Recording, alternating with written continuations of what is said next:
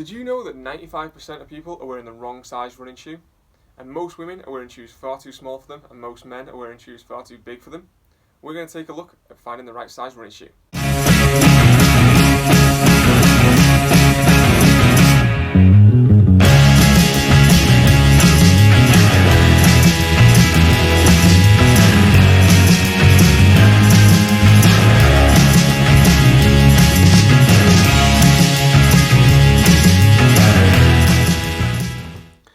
Hi everyone, Matt Crean here at Made to Run, and today what I'm going to talk about is trying to find the right fitting shoe for you.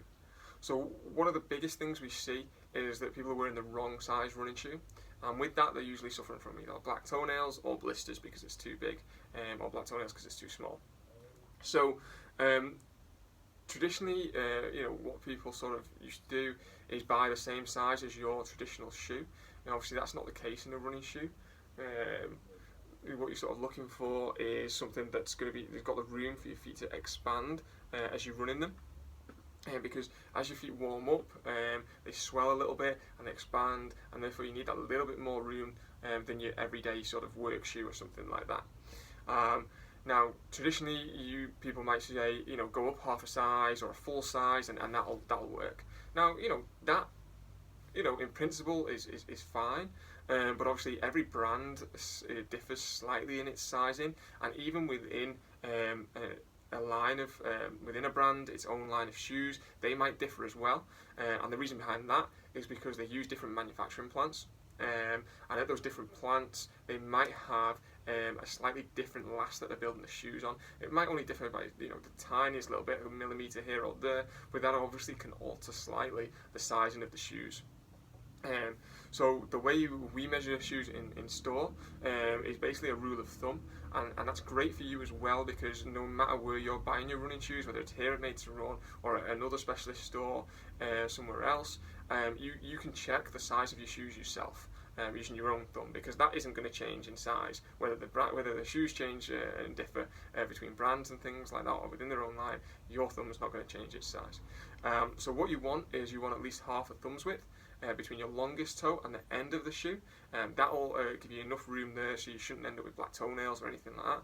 And you don't want any more than a full thumb's width, because any more than that, you're going to be sliding around a little bit within the shoe and potentially causing potentially causing some blisters.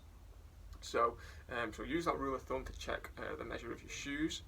The biggest thing we see actually is that women tend to buy shoes that are too small for them, mostly because they don't want to be seen that they have big feet. But actually the average women's size is between a 5.5 and a 6, and most of the brands will do their sample shoes when they come and show us next season shoes in those sizes for women. And then in the men's, most men will buy shoes that are actually too big for them. I don't know whether that's a male thing or not, but that's what they tend to buy. But actually the average men's size is only a size 8 to 8.5, so it's not actually that big. I mean, traditionally I used to think it was more like it was going to be like 9s to 10s or something like that, but it's actually an 8 or an 8.5 is the average men's size. And again, all the brands use their sample size for the men's shoes as an 8 or an 8.5. So I can never try them on when all the brands bring their nice new shoes and they're coming out next year and things like that to show us. My mum gets to try all the men's shoes on because she's an 8 in a women's shoe, but I'm a size 9.5 to a 10, so I don't get to try any of the new shoes on, which is always a little bit irritating and disappointing. But oh well. And then what you get is you get different width fittings. So in a women's shoe, your standard width is a B width. And in a men's shoe, your standard width is a D width. Now, your wide fit women's shoe is a D width, so it matches the men's, and your men's goes up to a 2E, and you can go all the way to a 4E width as well. Usually the brands will only do the shoes in a different width fitting if it's a really popular and high selling sort of shoe. So those everyday shoes that I discussed in an earlier video usually fit in that category, so that you can usually get them in another width fitting. But with width fitting, what I always say, I think you should try first before deciding that you need a wide fitting shoe, is actually making sure you've got the right size shoe in terms of its length. Because if you do have a shoe that is too small in its length, and you think on where your foot placement in the shoe is going to be, is you're actually going to end up with your bit of the foot, which tends to be across the toes and things like that, right up in the narrowest section of the shoe, and therefore you're not going to have that width room that you need. Whereas if you go up that sort of half a thumb's width to a full thumb's width, you might actually have enough width within the shoe that you don't need a wide fitting shoe. And wide fitting shoes are a little bit harder to come around because, again, as I say, the brands will only make certain shoes within an extra width fitting. So as well as going up half a thumb's width or a full thumb's width to see if it gives you that little bit more room and that you don't need an extra width fitting shoe, what you can also do is change the lacing system of the shoes and provide yourself with that extra bit of room. Now, in the shop we've got a little poster that shows you a couple of different techniques on the lacing systems. I'll just grab that now and just sort of show you and talk through those different lacing structures. So what we've got here is our little poster that we've got. So if you have a wide forefoot, for example, you might want to use this lacing system here. So basically what you're doing is you're missing out that first and second hole, you're just looping it straight through rather than doing the diagonals across it. And that then opens up the toe box area of the shoe and gives that a little bit more room within there, and that might solve that width fitting issue. The other one, and this is something I use on my ASICS Glide Ride because I found it to be a little bit narrow for me, was the shoe feels too tight lacing system. So basically, instead of diagonals, you're just swapping it to a parallel lacing structure all the way up the shoe. What that does is again open up the whole width of the shoe and just give you that bit more room.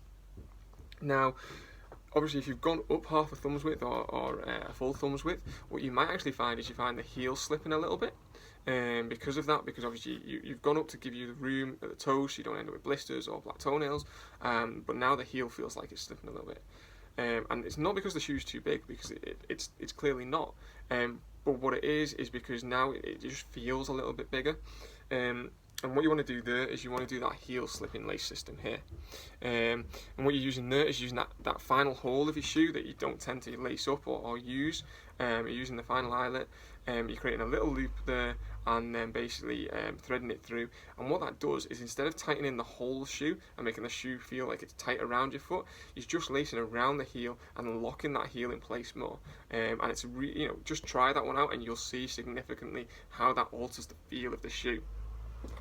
There's a couple other lacing systems as well. So if you do suffer from black toenails quite a lot, even if you've got the right size fitting shoe, basically you can do that lacing system there, and what that does is takes the pressure off the toe there. It's also the same as if you've got toenail pain, or even if you've got metatarsal pain as well. If you take the lacing system off, you can sort of stop and reduce the pain there across the metatarsals and things like that by taking the pressure off through changing that lacing structure. And then those that have high arches, you've also got that high arch lacing system just up there as well. So by changing the lacing structure of your shoe, you can really give the shoe a completely different feeling on the foot. Some of the brands are even doing things themselves with the lacing structures. So the On Cloud Stratus, for example, which I know I've mentioned a couple of times before, I'm actually wearing mine today. I'm not that flexible that I can get it up and show you in the video, so I'll just grab the one off the shelf.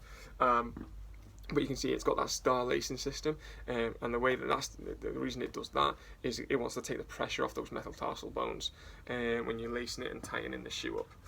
And then it's also got a load of extra little eyelets within the shoe, and that's so you can sort of customize the lacing structure on there to fit you perfectly. So that's all the main sort of key principles on trying to find the right fitting running shoe. I hope you found that useful. So if you are searching online and things like that, you can sort of think about those things. And then obviously when the world comes back to normal and you're going into stores and buying it, hopefully here at Made to Run, you'll be able to sort of check, you've got the right size fitting. Obviously we'll do that as well for you, but you'll be able to check yourselves as well. Alright, take care guys.